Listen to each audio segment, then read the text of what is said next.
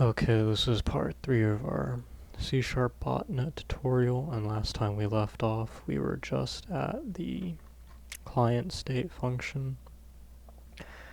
Now we will be, right here, but now we will be delving into asynchronous programming, which the difference between asynchronous and synchronous is that synchronous programming follows the code in sequential order.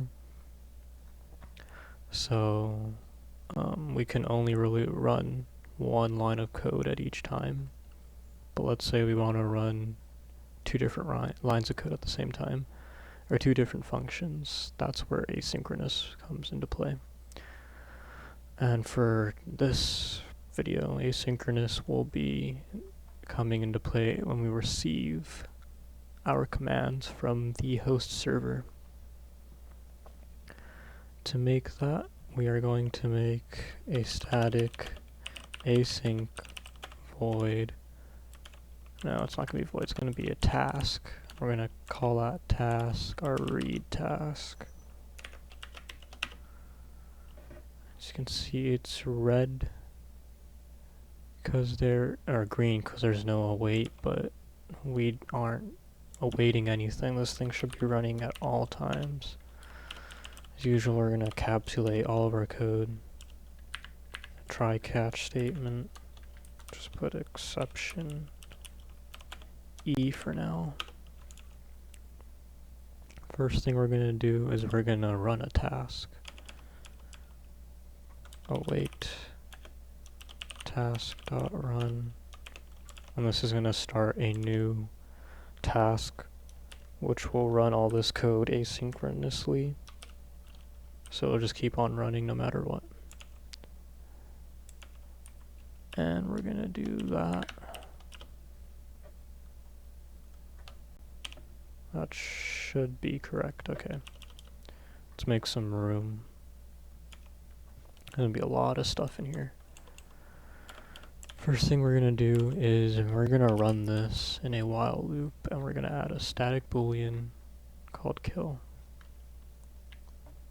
Static boolean called kill, and by default that's false. And for kill, this boolean is just going to be set to false as long as there is no kill command received. Because once there's a kill command, we want everything to shut down. So we have that in a while loop, just for sanity's sake. Let's make it all nice and tidy. And this is going to be just like our receive, our listen function in a sense. But let's just start by saying once this is called, once it starts, we're gonna put that in our debug.log, not debug.log, sorry, that's CMD. We're gonna put that in our console, like, hey, this function started. And for receiving these little state commands, I'm gonna convert them to strings. So hopefully, actually, oh, I haven't even gone over that, my bad. We're going to have enums also, so we have an enum for our states. We're going to have an enum for all the commands that we are going to receive from our host. Boom. These are all the commands that are going to be sent over our connection, TCP connection to our host server. As you can see now, it's working. And the reason we're converting them into strings is because when we receive our command to the host, we're gonna turn all those ones and zeros into one long string for our command. Now, I'm mostly gonna be copy and pasting and just explaining everything. So we'll initialize this as a string. It'll be empty, but we will put data into that, and that data will be what we receive over the internet. we'll open up a new network stream. So, now, new network stream from our host server. And we'll create a byte array. So we can put all those ones and zeros into a variable. Into variables, technically it's an array.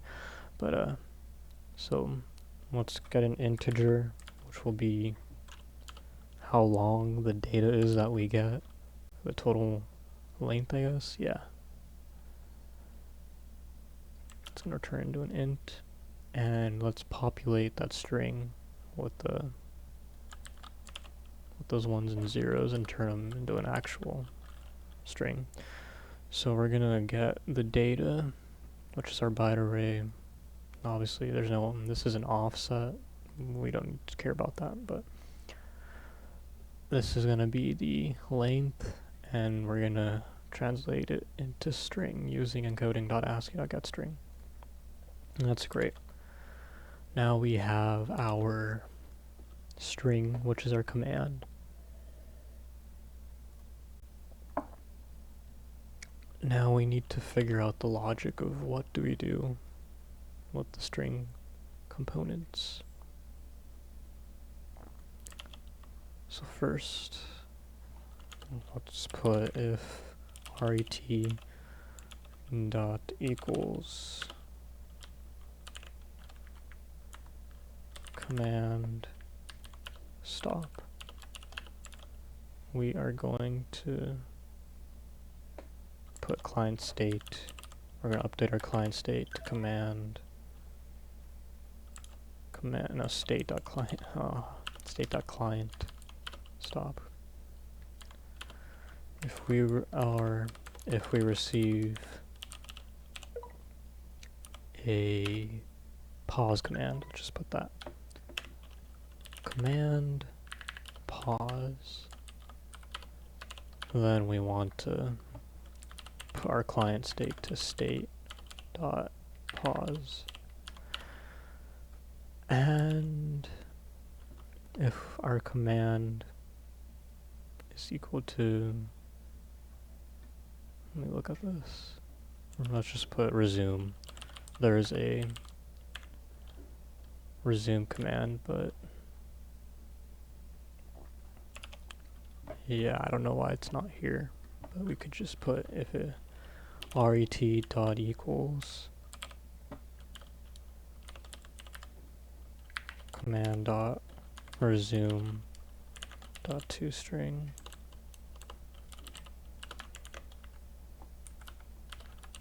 And we'll do stuff here, because this is going to be useful for when you're pausing your attack and then you want to resume it. And then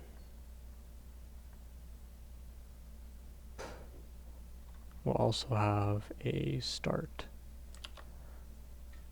but there's going to be special logic for start.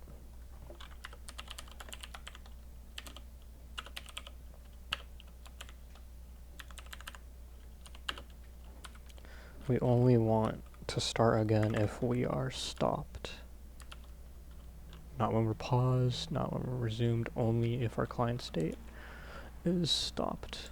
So we're going to get client state, state dot client stop. So this will only run when we're stopped, our attack totally, so we can run a new attack. So we're going to just put, for all of these, I'll just put a little console.writeLines. And I usually use getTime because that's just really useful. That's just a function that gets the time. I'll just copy and paste that function down here. So it just gets the time of when this is called and it'll return the time as a string. And now none of it's read. That's great. So let's first start with our stop command. We want to do send. We have a send state function. Give me 1 second. Okay, we're back, and I just went through my code. And we need something called a send state function because we want to tell our host server, like, hey, we are paused. And, you know, from there we could figure out what to do to our bots. So we have this code, it's a function, takes in a state, it gets a network stream, and it just writes the state. So there you go. Just getting it to a 2-string, no offset, and then getting the length of it all, and returning it into bytes. So yeah, there it is. I want to do send state. We're going to send our state, and what is our state? It's going to be our client state.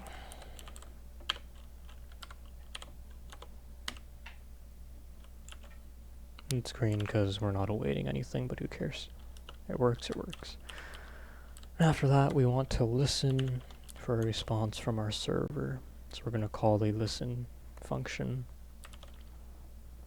And we're basically going to do that for not pause, because we're just pausing, we'll break out, and we'll automatically wait. So yeah, we're going to send client state also over here, and do it again for start. So for command start, we're going to update our client state to client state dot client send, because we're sending.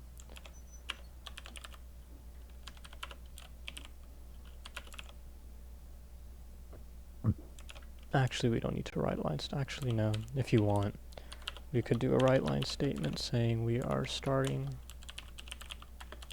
our listen. All this is for your debugs, because when it comes down to it, this client program will not have a window. It shouldn't, because you want it to run the background. And we are going to send state. And what state are we going to send? Client state.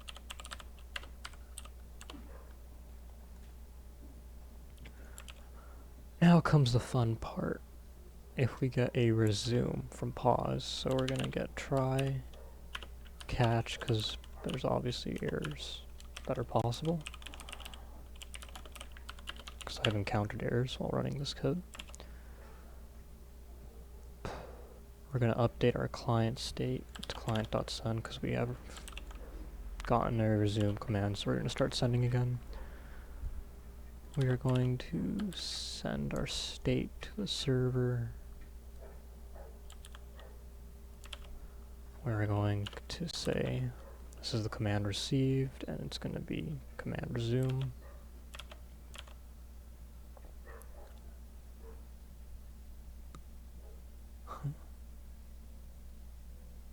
And then we're going to get IP address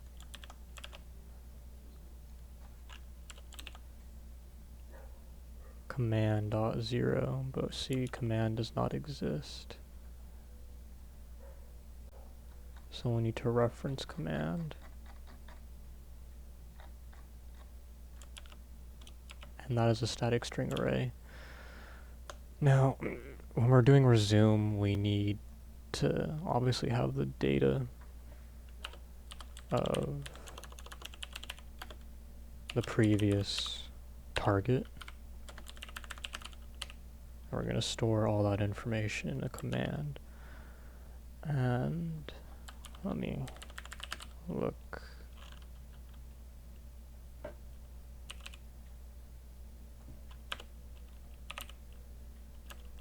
In the previous. Okay, I'm going to pause again. Okay, perfect. We're going to go to our sent data when we first get it, and we want to set our previous make a new function called set previous command, and let me just copy in that.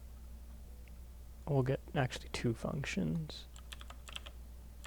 Don't know if you'll need them both, but we for sure need set previous command. Except takes in a string, and it's going to set our command to whatever we put into it. So we're going to call set previous command and make that equal to info. And just for sanity's sake, so we don't get too much potential for crashes, we're going to make it null, because we already have it in our previous command variable.